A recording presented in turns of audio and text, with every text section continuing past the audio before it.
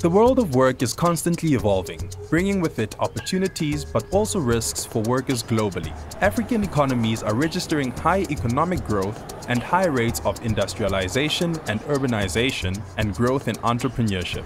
But with it comes new and increasing industrial and social risks and limited protection, putting pressure on public administration systems to adapt.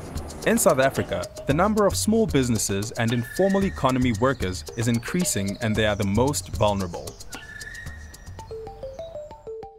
Social protection includes policies and programs which aim to reduce poverty and vulnerability. They reach large sections of the population. It's called protection because the aim is to reduce people's exposure to social and economic risk. In South Africa, we have a number of social security systems in place, run by some by social development, some by other departments. And then we also have a few compensation funds, such as your unemployment insurance fund.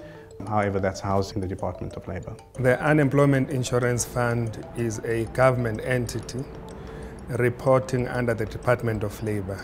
It was established to provide short-term insurance to workers who have become unemployed. It's so important, especially in the current economic times. As we know, in South Africa, there's high unemployment levels. So this couldn't have been a better time for UIF to come in and provide relief to those people who lose their jobs. Over 1 million women in South Africa are currently employed as domestic workers, and they are an essential part of the labor force. Often, they are the sole providers for their families, and when their income is lost, even for a short time, a chance at creating an equal society is also lost. Igama lami ngu-Elizabeth Ngwenya, ngihlala e-Orange Farm, ngineminyaka ewu-52. La ekhaya ngihlala ngedwa. Kusho ukuthi indoda eyayingishadile yashona ngo-2015. Umntwana benginaye oyi-1 washona ngo-2013. Manje la sengisebenza khona sengisebenza emakhishini as a domestic, ngiyacleana, ngiyawasha, ngiya-ayina. Umuntu mangitshela nge-UIF ngicabanga ukuthi kuzoba khona ukuthi kube nemali efanele idonswe kule mali engiyitholayo kwenzele ukuthi mhlase amandla sewaphelile ngikwazi ukuyithola back leyo mali kube imali engiyiphilisa ngayo. Abantu engibasebenzelayo abakakhulumi ngaleyo nto leyo ye-UIF abakazi. Akungiphathi kahle ngoba angazi noma ngi-registered or angikho registered, kusho ukuthi mangaqala ngagula kakhulu kuzofanele ukuthi ngihlale nje ekhaya, kuzobe kungana income, kuzobe kungana next. In 2003, it was stipulated that domestic workers should be registered with the Department of Labour, that employers and employees should contribute to the UIF, and that workers should have formal employment contracts that clearly state their working hours, their remuneration rates, and procedures for terminating contracts. The biggest challenge that we face at the UIF is the non-compliance by the employers. First, small employers do not contribute to the UIF. And once their employees come to claim for UIF, you find that the employers have not been paying UIF. To date, there are 670,000 domestic workers registered with the UIF. The UIF has also strengthened its enforcement penalties and regulated against third-party agents charging contributors for registration in ways that penalize them. It is imperative that the administration of benefits is as cost-effective as possible for vulnerable and low-income workers to ensure that adequate benefits are received.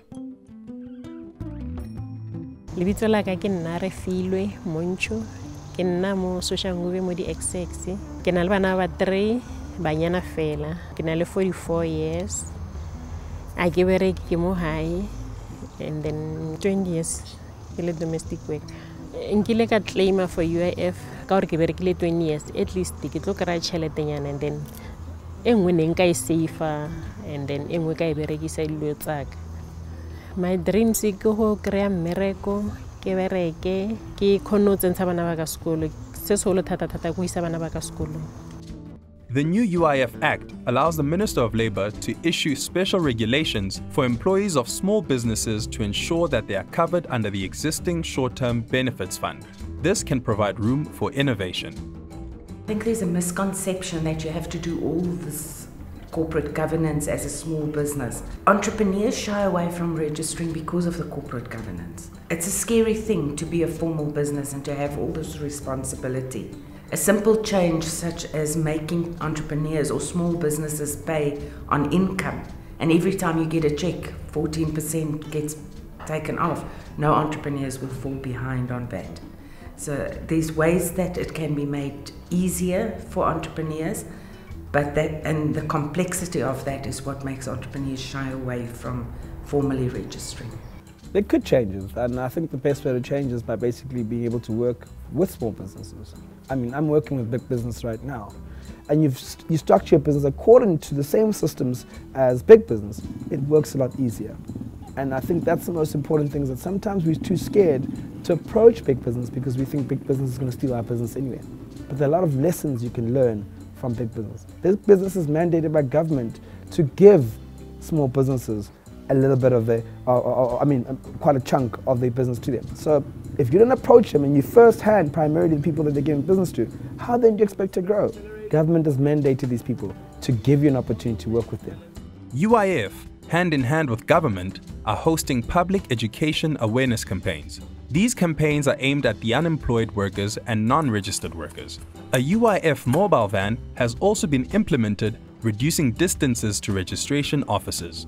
Domestic workers are not covered by pension and employment injury insurance. In South Africa, the panorama of social protection has a historical legacy whereby blue-collar workers and predominantly black workers were covered under provident funds, and white-collar workers, usually white workers, were covered under occupational pension funds. And today there is need to consider broader-based solidarity to include all workers, especially the most vulnerable. It's clear today that informal economy workers and vulnerable workers cannot be covered by dedicated schemes. The important thing is to trial a different mechanism and to progressively build the capacity to be able to adapt to the needs of different occupations. Government has produced a social security discussion document for us to begin to engage society on how we fulfill this constitutional mandate to provide social security and the right to access social security. And I think the key aspect of this paper is that it moves away from what many regard as these modern forms of social security. This sort of takes the more traditional approach where it says that social security is a social compact, and there's this important need to have social dialogue around this matter for you to get it right and to make sure that